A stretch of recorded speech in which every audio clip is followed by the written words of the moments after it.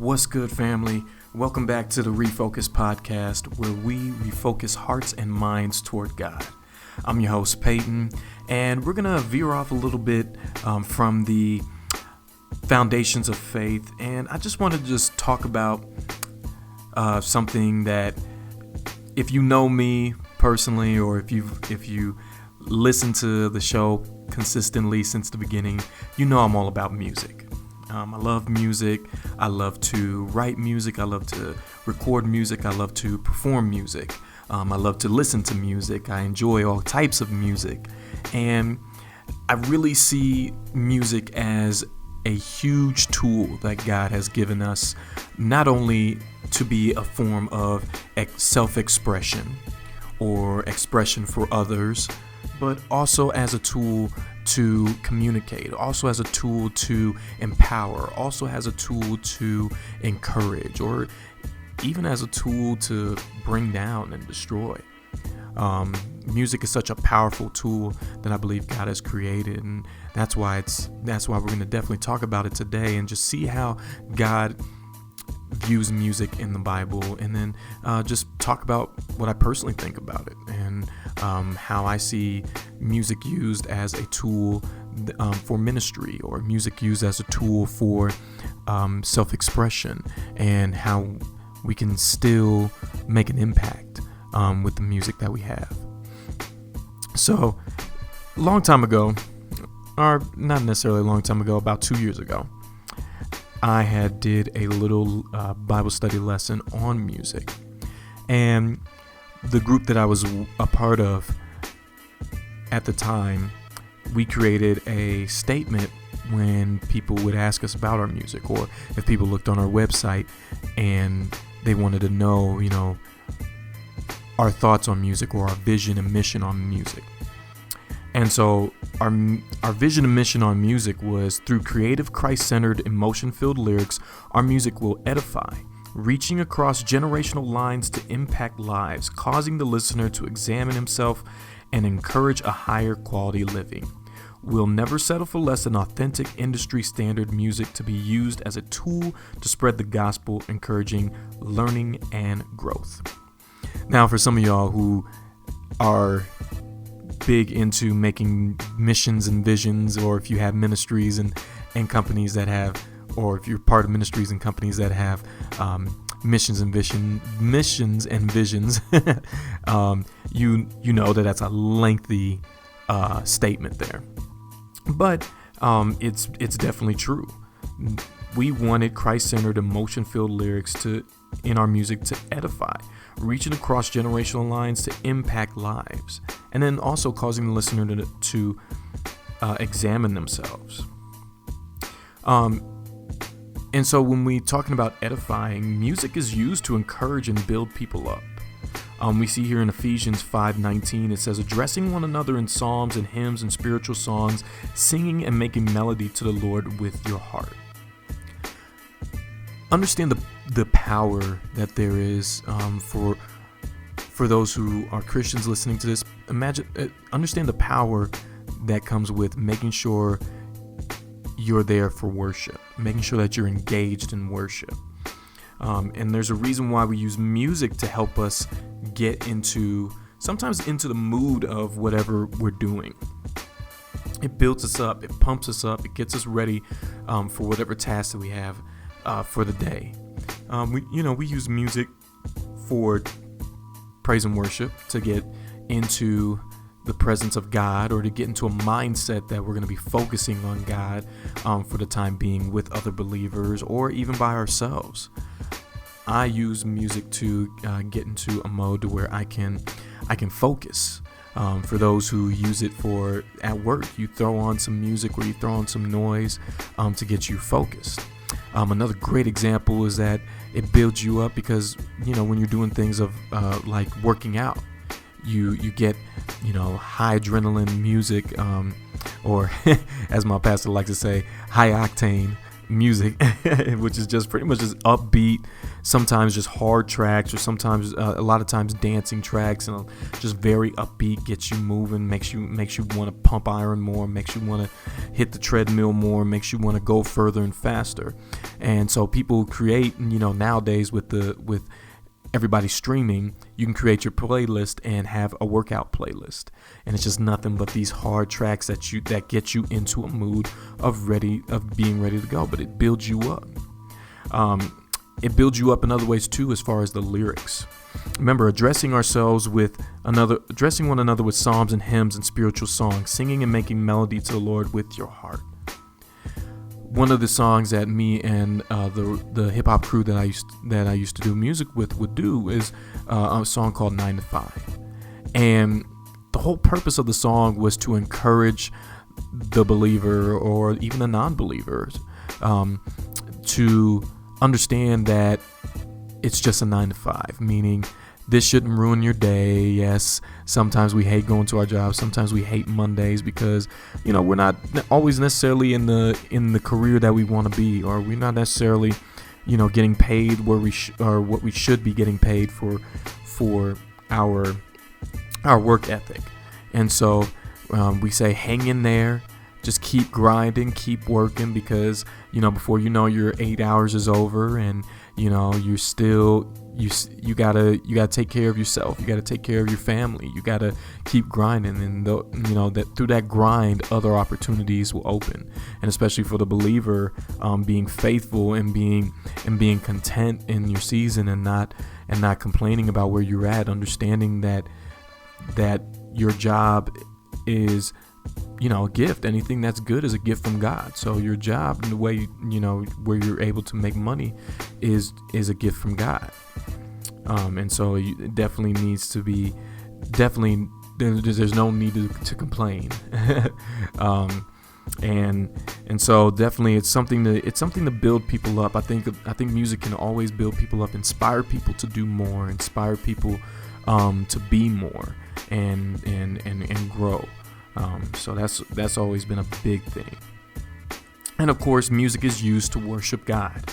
Psalms 95 verses 1 and 2 says, "O come, let us sing to the Lord. Let us make a joyful noise to the rock of our salvation. Let us come into his presence with thanksgiving. Let us make a joyful noise to him with songs of praise." The most raw purpose, or most purest, and I believe the first purpose for music was to worship God, was to express our love, our joy, our contentment in God, our foundation in God, our identity in God. To just worship God, is use it as an expression of our love and celebration of God. And that's why it's such a vital thing. I remember Apostle Zane Anderson from Victory Worship Center. He talked about it at a men's conference that I was a part of, doing the worship. And so he talked to all the men, but he was specifically looking at us, at the worship team, when he was talking about this. He said, "You don't understand how valuable and how vital the worship team is." And so if the worship team isn't on point, it doesn't set the atmosphere for the pastor to be able to do what he needs to do. And it's true, because when the worship team isn't able to set the atmosphere, and what we mean by setting the atmosphere is setting the tone, setting the mood, setting the vibe, and allowing people to be on what is called one accord, meaning to allowing people to focus on the same thing, which is worshiping God, which is focusing on God, which is loving on God, so that God can be able to come down and do what he wills. And God, and ultimately God can do what he wills, but also he's a gentleman. So if not everybody's has the right heart, God can come down and touch one person and not touch the other. And God could come down for a few minutes, but if the atmosphere isn't right, if people just don't got their heads and their hearts right, God doesn't move. And so we see that, and sometimes we see where the praise and worship team doesn't quite cut it. There's been plenty of days where We may sing our hearts out, but there's still heaviness in the room. There's still heaviness in the room because we're just not in sync. Somebody may be having a bad morning on the praise and worship team. Few people may be having a bad morning. Sound we've had plenty of days where sound goes out or the sound doesn't work right. And so we're frustrated because of that. We're frustrated and flustered because of that. And we're arguing with each other. And so the pastor has to come up afterwards and kind of do what is called an exhortation. And that's where he comes up and just preaches and prays in front of the people and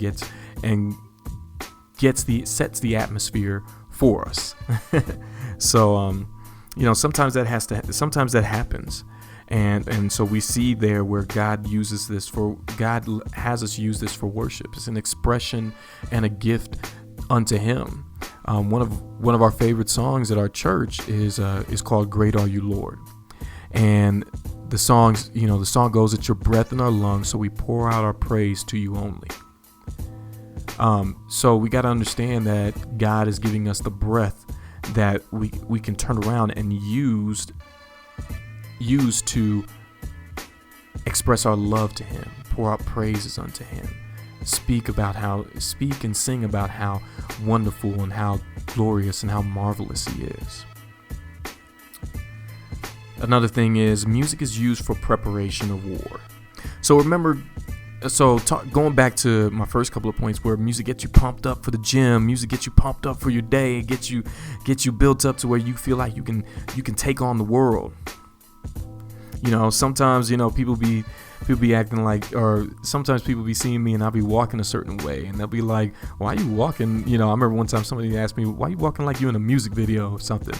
And it's because, especially if I used to always wear my headphones a lot. So I was always blaring music and I was always and so sometimes I'll just be walking, I'll just be thinking about a song in my head just to keep me going, just to keep me chugging along. Something that I'm just humming or singing or something like that, or a beat or a song that just really gets me into a certain vibe. And I'll just be walking like that, but my whole mood changes. And so when you're talking about a whole mood change, it could be good and it could be bad.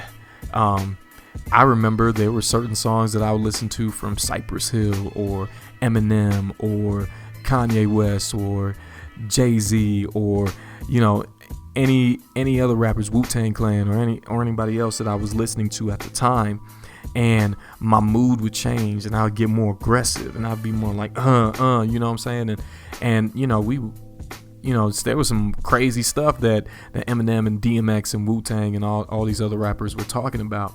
And I know, I'm dating myself saying about the rappers of the time, but it's only because I don't really listen to many of the current artists of today. I know who a lot of them are. I've heard their music, but predominantly what I listen to is Christian music, and so you'll hear me just listen to a lot of Christian hip hop, or what we call CHH.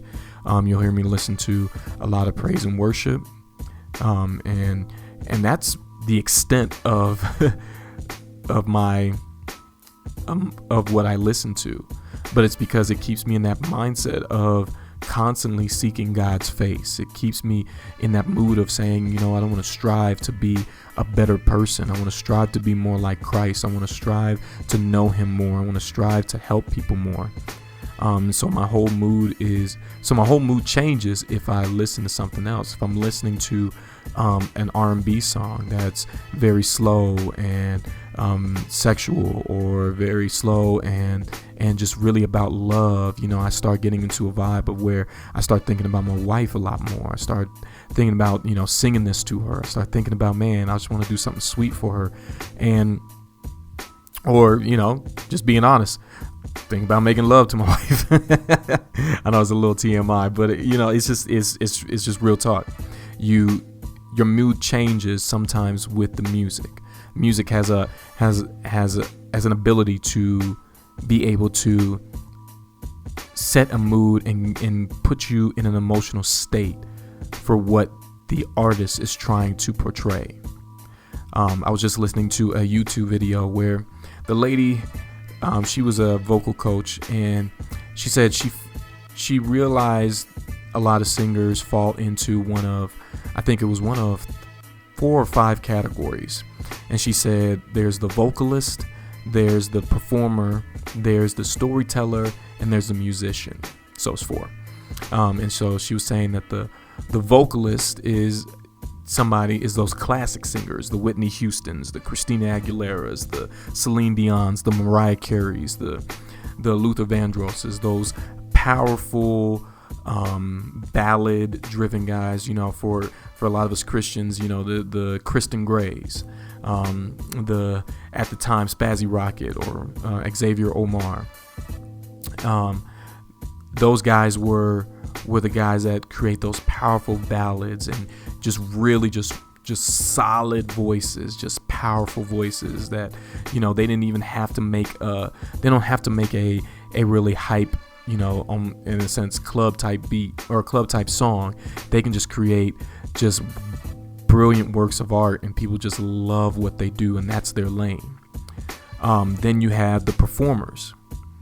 And so the performers, in my opinion, are the performers that some people may understand, the Bruno Mars, the Chris Brown, the Beyonce, in the Christian sense, the Annie Mineos, the Lecrae's, and as far as vocalists go, the Jordan Armstrongs, those guys who create those, who can create a lot of songs that will complement their performance, and sometimes just a lot of hype performances, a lot of dance, and a lot of movement, and just a complete show. Then you have the storytellers. Those to me are like, the John Mayers, and the Jason Mrazes, and guys like that who create these compelling stories through the phrasing of their songs. And then you have the musicians who are not only good vocalists or storytellers, but they also are great musicians that they, along with their vocals, can create solid pieces of music. And so all those things, set a mood. All those things are used to set a tone in the songs and get you into the mode of what they are trying to portray through their song. And so the better a song, or the more you relate to a song, the more successful that means that person related to you in some sort of way. I always say that Lecrae has songs that relate to me in my current walk, for that time with our first album, Real Talk, way back in the early 2000s. I think it was like 2003, 2004. He had songs like Sold Out, Seeking God's Face Till We Fold Out, and saying, and just those Christian anthems represent We Are Aliens. Those were the Christian anthems for me. Some people would like Take Me As I Am, but I'd never really dealt with drugs or guns or smoking or nothing like that. So these other tracks that were like, man, like, me and my, I guess in a sense, infancy of my faith helped push me forward to say, man, I want to represent,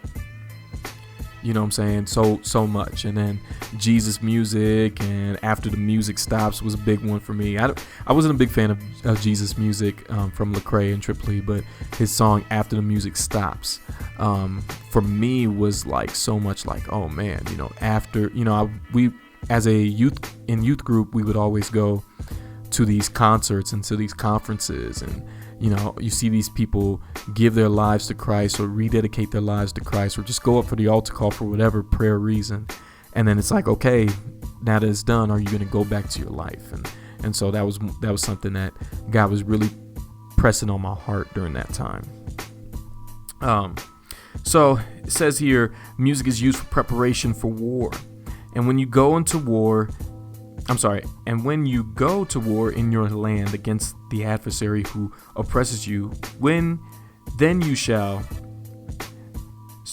Numbers 10:9-10 says, and when you go to war in your land against the adversary who opposes you, Then you shall sound an alarm with the trumpets, that you may be remembered before the Lord your God, and you shall be saved from your enemies.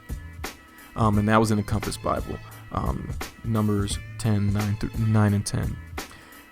For those who don't know, during these times in Numbers, when the Israelites, or when the Hebrews, or if pretty much, and you'll see a lot in these war stories in the Bible, that during that time and age, before the warriors went out to do battle, the praise and worship team would actually lead the way. A trumpeter would lead the way. And you see that even in things like the Revolutionary War. You saw a band, you saw a guy on the drum, on the marching drum. You heard flutes, you heard trumpets, getting these guys into a mode that they know they're about to give their lives for their country, for their people, for their land, whatever purpose it may be. And so sometimes you need that you need that war preparation. And that's the same thing with praise and worship. Sometimes you got to get on your face and you got to get in worship, because you are in a war. You're in a spiritual war for your mind, for your heart, for your soul. And sometimes you got to be on your face and in worship and in God's presence, dying to your flesh, dying to the selfish desires that are in your head and in your heart. And that's a war. That's a battle. That's a huge battle. So I'm gonna stop right there. As far as the music lesson, I got a couple of more music points that I wanted to go over, and I'll do that next week for you guys. So I hope today was your refocus day. I hope you got into God's word. I hope that this inspired you to get into God's word, or this just added to your study time whenever you're listening to this. Don't forget to like, share, subscribe, follow wherever you're listening at, and shoot a shout out, tag me in something. All my information is in the comments. Shoot me an email, Payton refocuspodcast@gmail.com. Let me know if you got any questions. Let me know if you want me to speak on a specific topic. I would love to hear from you. I'll shout you out on the show. Or if you want to remain anomalous. No, I was playing. You can do that as well. And I'll just go ahead and go forward with whatever topic you have. Would love to hear from you guys. Anyway, make today your refocus day. Thanks again for listening. Peace.